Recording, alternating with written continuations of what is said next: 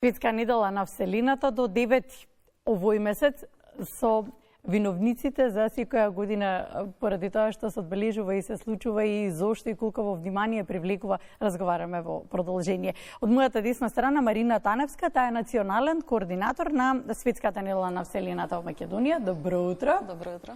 И до неа Јана Богдановска, таа е претседател на Македонското астрономско друштво, но во исто време ќе најавам поради тоа што имам и прашања и на темата. Вие сте доцент од област астрономија при Институтот за физика на Природно-математичкиот факултет во Скопје. Зборуваме на една тема за која што велите и треба внимание, зошто веројатно една од причините поради која што се одбележува Светската недела на Вселината кај нас и која порака се испраќа годинава. Да.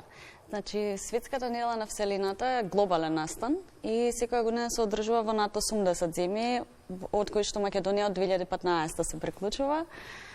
Целта на настанот е да погледнеме во сите истражувања, сите достигнувања кои што се случени во поглед на истражување на Вселената и науката во изминатата година. Се одржува од 4 до 10 октомври секоја година и има најразноразни настани кои што се најчесто организирани од многу ентузијасти, од волонтери кои што сакаат да пренесат таа порака за сите што повеќе да научат како истражувањето на Вселената ни помага во секојдневниот живот тука на планетата Земја. Кои се двата историски датуми кои што вреди да се споменат? Како што кажав, 4 до 10 октомври се одржува секоја година. Тие датуми одбележуваат два битни историски настани, односно 4 октомври 1957 година, кога е лансиран првиот спутник, односно првиот сателит во Вселената од човекот, и вториот настан е 10 октомври од 1967 година, кога е подпишан договорот за фер истражување и користење на Вселената, месечината и сите небесни тела од државите кои што тоа го прават. Спутник е прв што ние знаеме дека е лансиран. Кој знае претходно што се случувало? Колку се ова привлекува внимание за помладата генерација на 9, во суштина го споменав 9 датумот кога ќе се одбележи еден настан, убав од отворен тип, кој што ќе биде значен поради тоа што сите ќе имаат можност да слушнат предавања на оваа тема. Јана, можеш повеќе да ни кажеш? Така, оваа година Македонското астрономско друштво првпат се приклучува на овој настан и имаме огромна чест што ете имаме и координатор, така што имавме доста помош при организација. А што се однесува до предавањето од астрономија, ќе имаме едно предавање кое што ќе го одржи колешката доцент доктор Ирена Бачкова-Бепековска. И тоа ќе биде на темата на астероиди, бидејќи тоа е низината специјалност и сметаме дека за тоа најбаво ќе може да ни раскаже. А инаку овие теми се интересни за широката јавност, понекогаш имаме и предавања за ученици, средношколци, така што со било какво ниво од астрономија секој е добре дојден да слушне нешто повеќе, но имаме уште еден предавач. Нека да кажеме така, повеќе, да. Ке имаме две предавања. Вториот предавач е Горјан Јовановски, кој што е основач на EarthCare, и неговото предавање ќе биде баш поврзано со овогодинешната тема на Светската недела на Вселената, а тоа е Вселената и климатските промени.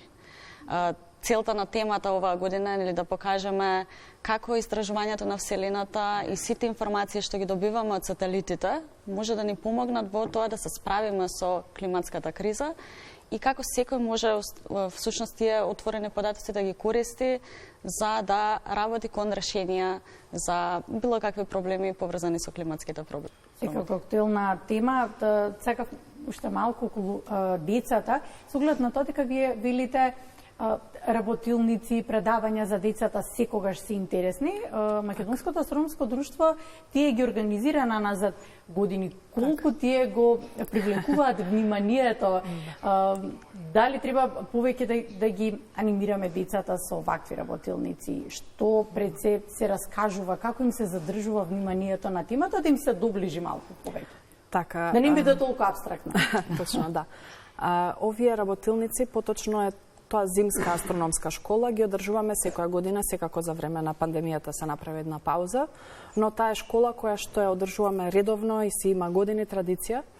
во која што учествуваат повеќе професори, не се сите астрономи, но се љубители на астрономијата, тоа е заедничко на сите нас. И успеваме да доближиме астрономијата и до најмладите членови. Последно што добив информација од колешката е дека дури и во градинка може да се организираат вакви настани, бидејќи Вселената, иако може би абстрактна, е нешто што само погледнуваме нагоре, е веднаш над нас и е, мислам дека блиска за секого. А за тоа нивото, да речам, да се помести, секако астрономијата нели е наука и сите тие истражувања се сериозни, меѓутоа информациите што ние ги добиваме се интересни за секого. И е многу важно што од млада возраст таа љубопитност да се разбуди и да им покажеме на помладите дека не е само земјата, туку имаме и далечни светови кои што се околу нас и тоа да ги побуди тие некои и креативност, но и научна мисла кај помладите. Сега вие сте помлади од овој што е од оваа страна. Не знам дали ви е позната реченицата со која што Star Trek се отвораше секоја нова епизода, Space the Final Frontier, да последната граница, меѓутоа таа оди во недоглед. Така велеше Жан-Лук Пикард, беше капетанот на Enterprise. Така да. Обединетите нации, добро, тоа ни се продукти кои што се сервирани со цел да сватиме дека има нешто и околу нас. Обединетите нации препознаат дека Вселената дава нова димензија на постоењето на човештвото, па како може да им помогне на луѓето на Земјата Вселената? Сега нека биде прашање за двете. Да, па еве јас ќе оставам Јана повеќе од незиното искуство и незината експертиза да каже. Да, јас би го кажала од страна на како координатор на Светска недела на Вселената.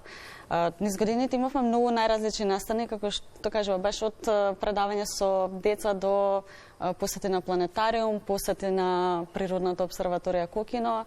И она што би го рекла е дека мислам дека не сме свесни колку многу од секојдневните работи што ги користиме, ги добиваме баш од тоа истражување на Вселената или од тие сателити во Вселената. Дури, вие да речеме, најосновна работа, не знам, проверуваме временска прогноза или интернет имаме секој ден, многу од работите кои што не би ни помислиле дека се поврзани со тоа истражување на Вселената, ги имаме баш само заради тоа. И многу често луѓето мислат, окей, во Македонија немаме ние вселенска програма, нема што да се прави, но сепак ако си има желба и сакаат луѓето да учат повеќе и сакаат да се вклучат, има многу што да се направи, посебно заради тоа што многу од луѓето и во другите држави, кои што пак имаат нели и по-развиени можеби научни програми и по-големи настани во текот на Светска недела на Вселената, се многу отворени за соработка. И добро, ако ги прашаме русите и американците, тие би го изрежале Кокино и би си го земале некаде, ако можат, кај би посакале да имаат такво нешто, нели? Ако се тие, нели, најнапредни во... Да слушаме Јана. Да, Јана, да дополниш. Благодарам, да. Ми се допаѓа тоа што го кажа Марина и целосно се согласувам. Иако би кажала дека примарна цел на науката, вклучувајќи астрономијата, е да задоволи човечката љубопитност. И тоа е многу важно затоа што за да може да напредуваме како општество, за да имаме тие технолошки развитоци, многу е важно луѓето да истражуваат, да дознаваат нови работи, кои што понатаму ќе видиме каков резултат ќе родат. Значи, науката никогаш не се прави со цел да откриеме нешто ново, тоа е задача на технологијата, но науката е главно да осознаеме што може повеќе. Инаку би сакала тука да кажам дека може би немаме вселенска програма, но на нашиот институт имаме студии по астрономија и астрофизика, кои што се на Институтот за физика и може би немаме некој огромен број студенти, но има заинтересираност. И од кај нас имаме студенти кои што се навистина јаки и без проблем одат на студии во странство и голем дел од нив се во врвни астрономски институти и прават најсовремени истражувања. Така што може би тој дел не е развиен, но ние им даваме одлична основа за ако сакаат понатаму да продолжат во современата наука. Имаме ли телескоп? Добро прашање. Имаме еден телескоп кој што е повеќе музејски експонат. Добро, тој го гледа крстот на водно само, претпоставам, или малку подалеку? Од прилика, да. Не, тоа е од прилика со можности како аматерските телескопи. Добро, со преносно значење, значи јасно, јасно. Најблиската звезда на Сонцето. Така, значи тој има способности за наблюдување, имаме наблюдувано месечината. Секако по некоја планета може да се види И така, и го користиме кога има некој настан како затемнување на сонцето, тоа е бидејќи лесно да се види, да се проектира на екран, па да го види поголем број, поголема публика. Но како што кажав, тоа е пред се музејски експонат, е дониран, не се сеќавам точно, некој институт од Париз, е создаден негдека во 60-тите години и е уникатен. Значи, тоа е навистина нешто да се види. Колегата друго да постигне, дали во вашата научна работа имате доволно простор тука кај нас да ја развивате? Одлично, и тоа е добро прашање. Тоа беше во суштина прашањето. Така. Да, дали имате доволно, еве го споменавме телескопот, но не знаеме дали ние од страна како лаици не знаеме дали само тој ви е потребен и што си ви е потребно. Да можете тука да се развивате. Разбирам, така да.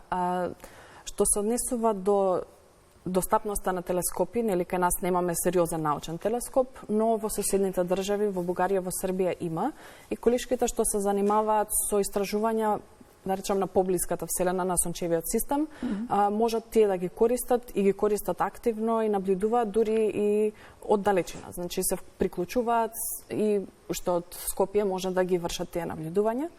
Јас бидејќи се занимавам со далечни галаксии и тие телескопи не се доволно силни за моите истражувања, но тоа е така каде и да сте во светот, бидејќи тие телескопи се или на Хаваите, или во пустината во Чиле, значи се на многу непристапни места за да избегнеме таа светлосно загадување што го имаме во градовите и населените места. И секако идеално ги имаме телескопите во Вселената. Така што како научник не ми менува многу локацијски каде се наоѓам, бидејќи сите тие телескопи се на места кои што се погодни за наблюдување. Така што пристап до информации има, само треба некој да се заинтересира. Протекции за билет во Вселената нешто ќе има. Беше добро. И на кого да му се обратиме. На крајот тоа беше добро што го кажавте, со тоа што се надеваме дека повеќе ќе ги анимирате младите, дека сепак науката треба да биде еден избор за нив и за студирање. Ќе ве прашав која е заинтересираноста на факултетот? Со оглед на тоа дека започна академската година. Така, оваа година мислам дека се 9 студенти вкупно на физика, од кои мислам 20 се на астрономија. Повеќе од новинарство, тоа е сигурно. Може би да, сега нели новинарството е малку... Може би помали чекори, но напредуваме и имаме простор за ама пак ќе кажам, тие што завршуваат, обично имаме по 1-2 кои што се навистина јаки студенти што дипломираат и тие се навистина врвни научници стануваат во иднина. Така што не е толку важно бројката, тука е важно квалитетот, а квалитетот го имаме. Се надам дека се повеќе ќе зборуваме токму така на тема кадар, кога станува збор за квалитет, а не за квантитет. Благодариме денеска за гостувањето.